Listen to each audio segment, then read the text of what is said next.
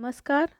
राज्य शैक्षिक अनुसंधान एवं प्रशिक्षण परिषद उत्तर प्रदेश लखनऊ द्वारा संचालित डीएलएड प्रथम सेमेस्टर की इस ऑनलाइन कक्षा में आप सभी का हार्दिक स्वागत है।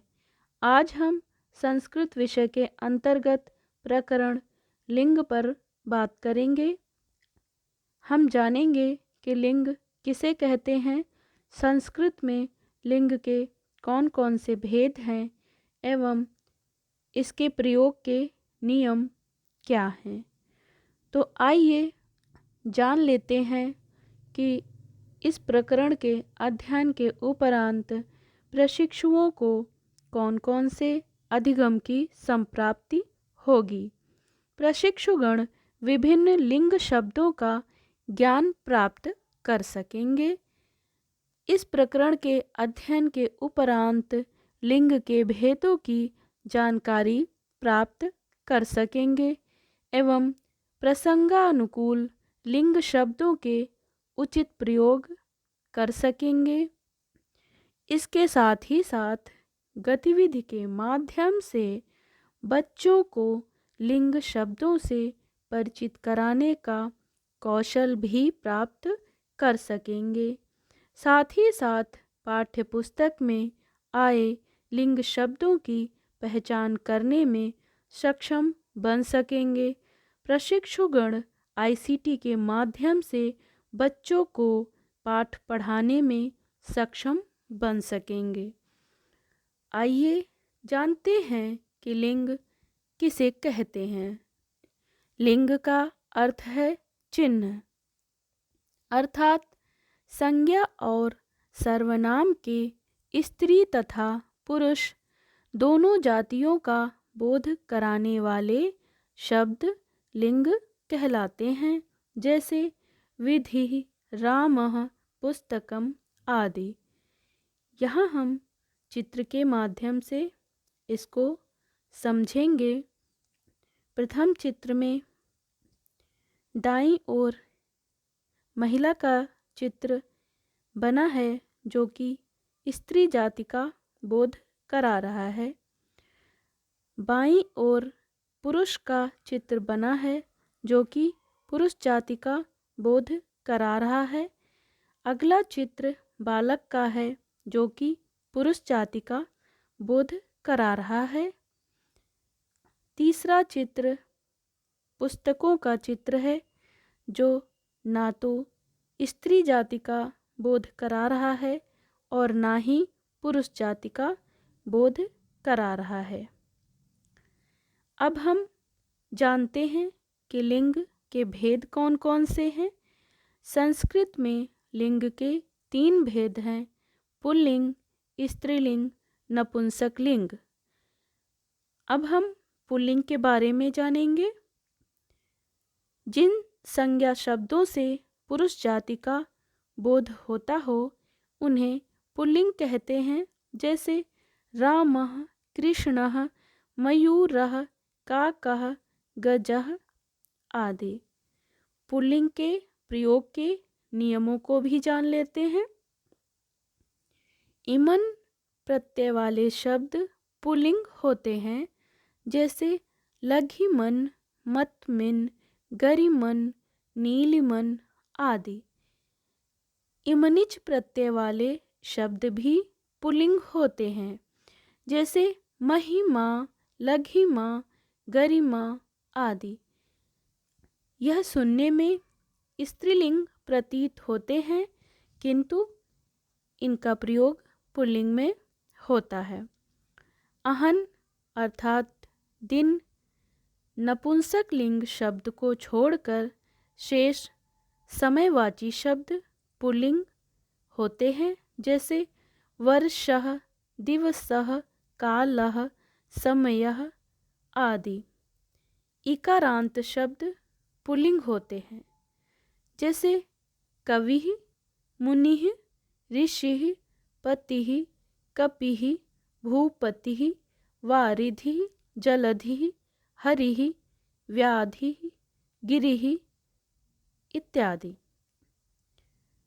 इसी तरह से ऋतु, यज्ञ, कपोल, गुल्फ और मेघ ये पर्यायवाची शब्द पुल्लिंग होते हैं।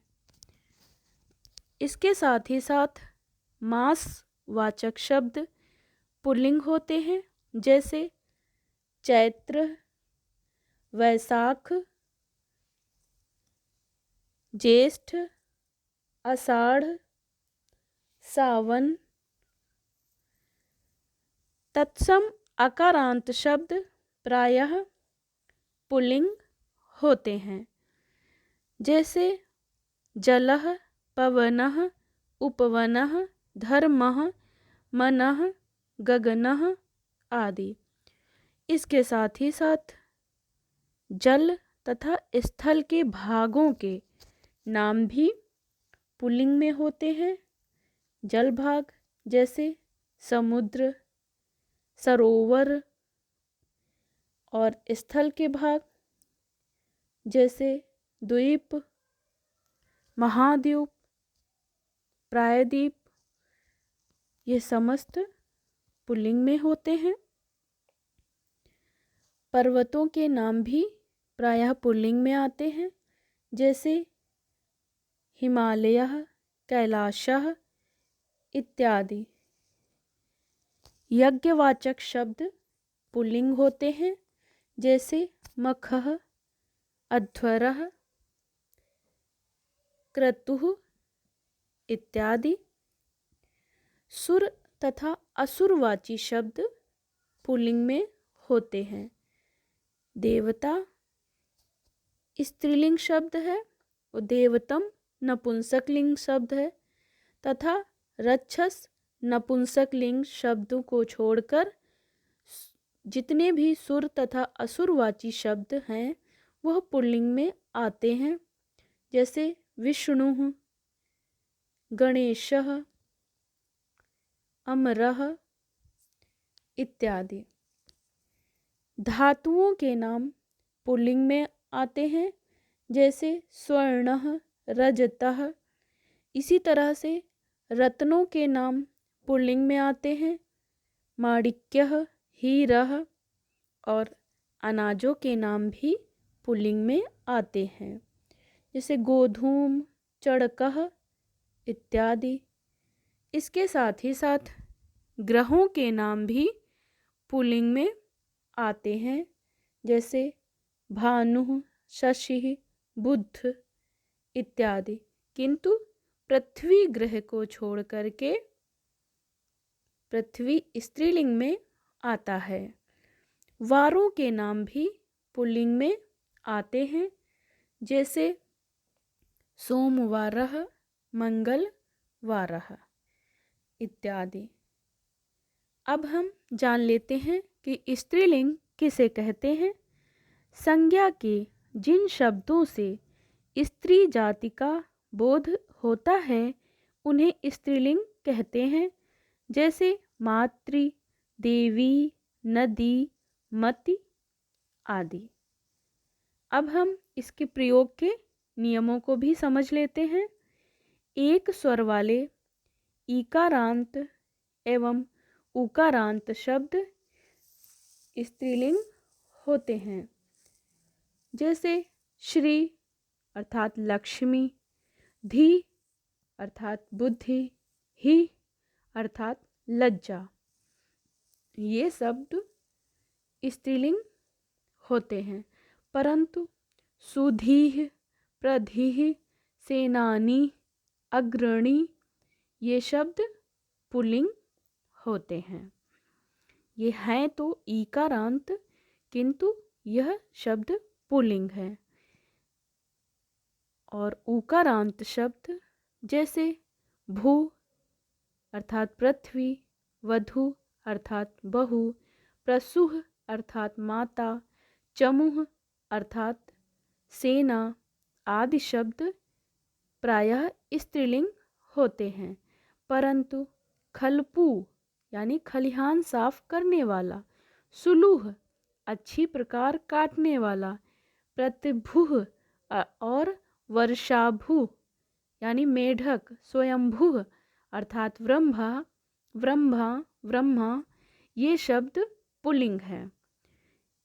इसी तरह से तिथिवाचक शब्द स्त्रीलिंग होते हैं, जैसे प्रतिपदा, द्वितीया, तृतीया, पंचमी, त्रयोदशी, पूर्णिमा, पूर्णिमा, सप्तमी आदि। इसके साथ ही साथ ऋकारांत शब्द भी स्त्रीलिंग में होते हैं, जैसे मातृ, माता, स्वश्री, बहन, ननाद्रि, ननंद आदि। तो इस तरह से हमने जाना ऋकारांत शब्द भी स्त्रीलिंग में होते हैं। द्विगु समास युक्त ईकारांत शब्द स्त्रीलिंग होते हैं। त्रिलोकी, अष्टपदी, यह द्विगु समास वाले शब्द हैं और इनका प्रयोग स्त्रीलिंग में होता है। आप यानी अप्रत्यांत शब्द स्त्रीलिंग होते हैं, जैसे लता, रमा, शोभा, विद्या आदि। विंशति से शतम तक की संख्याएं यानी संख्यावाची शब्द स्त्रीलिंग होते हैं। क्रिय प्रत्यांत शब्द भी स्त्रीलिंग होते हैं। इसके साथ ही साथ कृतिन यानी ती प्रत्यांत शब्द स्त्रीलिंग होते हैं, जैसे गति, बुद्धि, मति, श्रुति, सिद्धि आदि।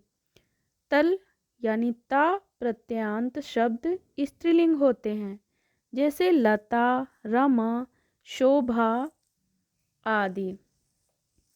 इसके साथ ही साथ नदियों के नाम प्रायः स्त्रीलिंग में होते हैं, जैसे गंगा, यमुना, घाघरा, रावी, नर्मदा, कावेरी आदि।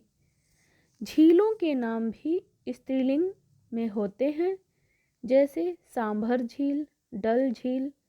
और भाषाओं के नाम भी प्रायः स्त्रीलिंग होते हैं, जैसे हिंदी, अंग्रेजी, संस्कृत, फारसी, पुर्तगाली, राजस्थानी, मराठी, गुजराती। और तत्सम ईकारांत संज्ञाएं प्रायः स्त्रीलिंग होती हैं, जैसे रीति, नीति, शांति, भक्ति, जाति, हानि, समिति, कीर्ति। परंतु कवि, अतिथि एवं रवि अपवाद हैं, यह पुल्लिंग होते हैं। इंद्र, वरुण, भर्व, भव, अरण्य, यवन एवं मातुल आदि शब्दों में यदि आनी जोड़ दिया जाए तो यह शब्द स्त्रीलिंग बन जाते हैं, जैसे इंद्रधन आनी, इंद्राणी अर्थात इंद्र की पत्नी। रुद्रधन आनी अर्थात रुद्राणी। हिमधन आनी, हिमानी। आर्द्रधन आनी, आर्द्रलानी। तो यह समस्त शब्द आनी जोड़ने से स्त्रीलिंग बन गए हैं। तो इस प्रकार से स्त्रीलिंग का प्रयोग किया जाता है। अब हम जान लेते हैं कि नपुंसकलिंग किसे कहते हैं। संज्ञा के जिन शब्दों से पुरुष अथवा स्त्री जाति का बोध न हो उन्हें नपुंसकलिंग कहते हैं, जैसे फलम, पुस्तकम आदि। अब हम इनके प्रयोग को भी समझ लेते हैं। समाहार द्वंद्व, समाहार द्विगु तथा अव्ययी भाव समास नपुंसकलिंग होते हैं, जैसे पाणिपादम, अहिनकुलम, पंचपात्रम, त्रिभुवनम, उपरामम। तो यह समाहार द्वंद्व और समाहार द्विगु समास वाले शब्द और अव्ययी भाव समास वाले शब्द नपुंसकलिंग होते हैं। साथ ही साथ क्रिया विशेषण शब्द जिनमें ये नपुंसकलिंग होते हैं, जैसे शीघ्रतम, मधुरम, ध्रुवम, दूरम, अधिकम। भाववाच्य में त्व, कुत, अण प्रत्यय लगा दिया जाए तो ऐसे शब्द नपुंसक लिंग होते हैं, जैसे लघुत्वम, कृतम, पांडित्यम आदि। त्र से अंत होने वाले शब्द भी नपुंसक लिंग होते हैं, जैसे पात्रम, पत्रम, गात्रम, नेत्रम, क्षेत्रम, स्तोत्रम, मित्रम, छत्रम आदि। किंतु यहाँ स्मरण रखने वाला है कि यात्रा, मात्रा आदि शब्द नपुंसक लिंग नहीं है, यह शब्द स्त्रीलिंग हैं। त्र से अंत होने के बावजूद यह स्त्रीलिंग शब्द हैं।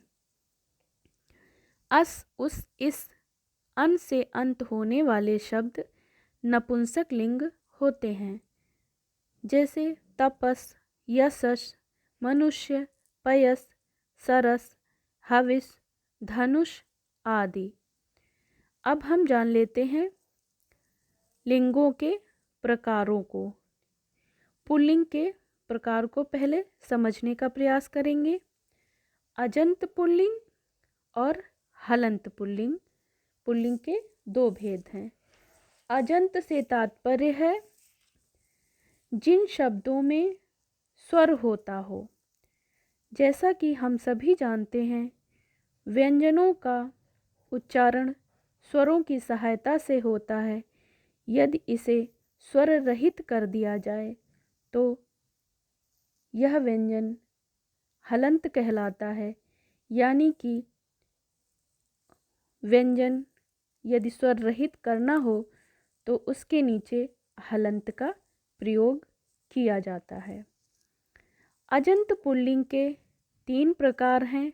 अकारांत पुल्लिंग, इकारांत पुल्लिंग, उकारांत पुल्लिंग। अकारांत पुल्लिंग से तात्पर्य है जिन शब्दों के अंत में अ आता है, जैसे बालकः, वृषभः, कपोतः, पितामह। इकारांत पुल्लिंग, इकारांत पुल्लिंग से तात्पर्य है जिन शब्दों के अंत में ई आता हो, जैसे कविः, मुनिः, पतिः, गिरिः आदि। उकारांत पुल्लिंग, उकारांत पुल्लिंग से तात्पर्य है जिन शब्दों के अंत में उ आता हो, जैसे गुरु, भानु, विष्णु, सिंधु, शत्रु इत्यादि। अब हम बात करते हैं हलंत पुल्लिंग की। हलंत पुल्लिंग के दो भेद हैं, सकारांत पुल्लिंग और नकारांत पुल्लिंग। सकारांत पुल्लिंग वो शब्द होते हैं जिनके अंत में स आता है, यानी स स्वर रहित हलंत के साथ, जैसे तपस, मनस, यशस। नकारांत पुल्लिंग जिनके अंत में न आता हो, जैसे राजन इत्यादि। अब हम बात करते हैं स्त्रीलिंग के प्रकारों की। अजंत स्त्रीलिंग और हलंत स्त्रीलिंग। अजंत स्त्रीलिंग के तीन प्रकार हैं। आकारांत स्त्रीलिंग, ईकारांत स्त्रीलिंग और उकारांत स्त्रीलिंग। आकारांत स्त्रीलिंग से तात्पर्य है जिन शब्दों के अंत में आ आता है, अर्थात जिनका अंत आ से होता हो, जैसे विद्या, विवाह, परीक्षा, प्रशंसा, महिला, वीणा।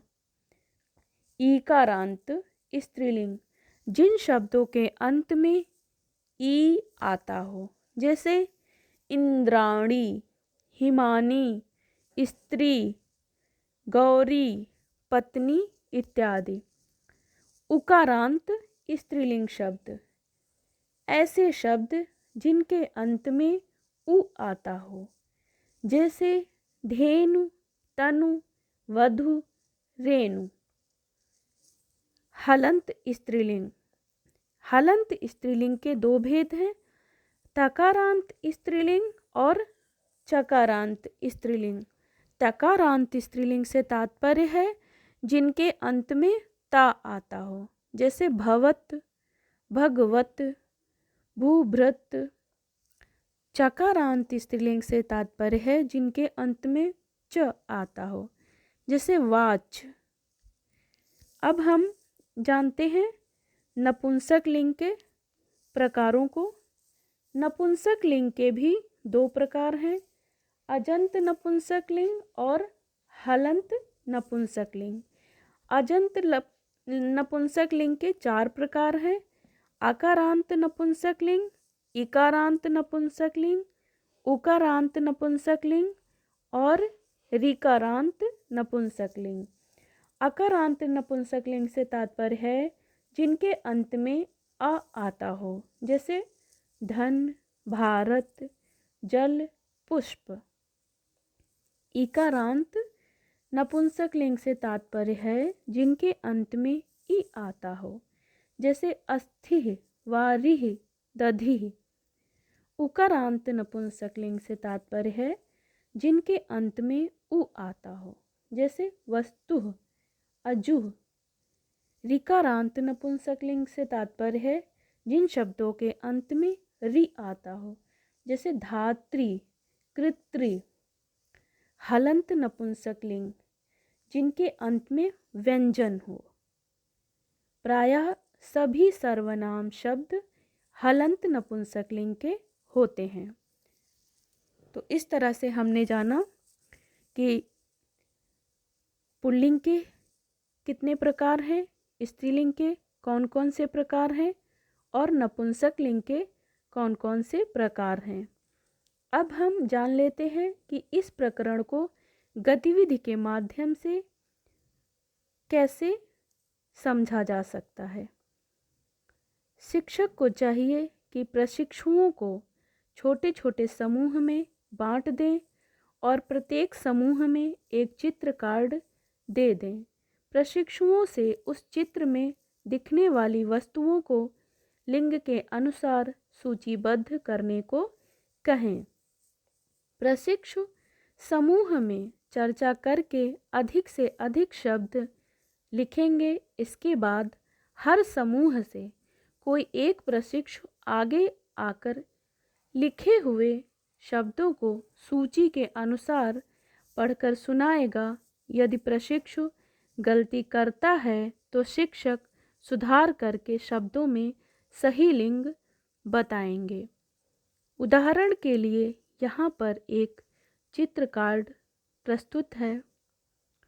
तो इस प्रकार से हमने आज जाना कि लिंग किसे कहते हैं, संस्कृत में लिंग के कौन कौन से भेद हैं एवं इनके प्रयोग के नियम कौन कौन से हैं तथा विभिन्न लिंगों के प्रकार कौन कौन से हैं।